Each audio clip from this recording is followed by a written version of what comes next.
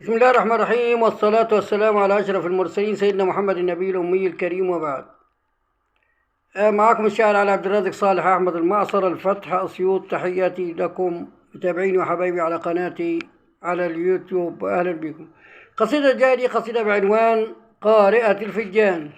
يمكن لما أقول قارئة الفنجان كله يفكر إن قارئة الفنجان بتاعت عبد الحليم حافظ أو بتاعت نزار قباني، اللي غناها عبد الحليم حافظ وغناها محمد عبد الوهاب.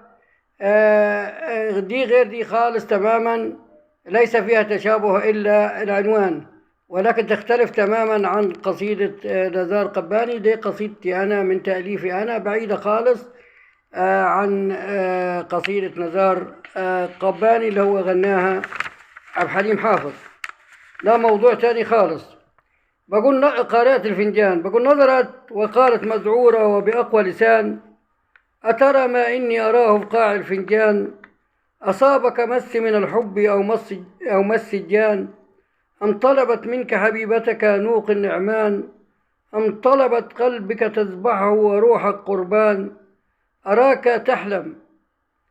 تحلم بعروس ترتدي فستان، فالحب عليك مكتوب وبغير أوان، والصبر منك مطلوب وكفى أحزان، والصبر منك مطلوب وكفى أحزان، وعليك بصبر أيوب وحكمة لقمان، وقوة فرعون المصري ودهاء هامان، وتبني لها صرح ممرد عالي البنيان، وتصوم في رجب وشعبان بخلاف رمضان، وتبعد نفسك عن خمر وشرب الدخان، وتبعد نفسك عن خمر وشرب الدخان، وتغني لزوجتك يا ولدي وتعزف ألحان، وتغني أمان يا لللي يا لللي أمان، وتغني أمان يا لللي يا لللي أمان، وتعطيها اللقمة كي تشبع وتبات جوعان.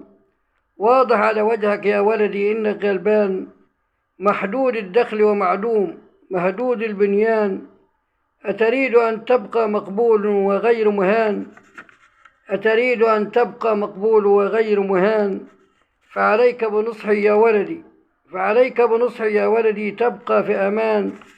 لا تمدد يدك يا ولدي تطلب إحسان، لا تمدد يدك يا ولدي تطلب إحسان، وأبعد وبكل ما تملك عن الإدمان، وفتاة لعوب تعشقها وكهن النسوان، وابعد وبكل ما تملك عن الإدمان، وبرشام كنت تأخذه ليلا لزوم التوهان، وبرشاما كنت تأخذه ليلا لزوم التوهان، وابعد عن وهم في حياتك كخاتم سليمان، وابعد عن وهم في حياتك كخاتم سلمان، كخاتم سليمان، ومصباح علاء الدين وقوة سوبرمان، وكنز مدفون في الأرض يحرسه الجان، فذنوب الخلق وحسناته توضع في ميزان، مكتوب عليك يا ولدي ستعيش مهان، فالله يسلط أبدان تضرب أبدان، واحلم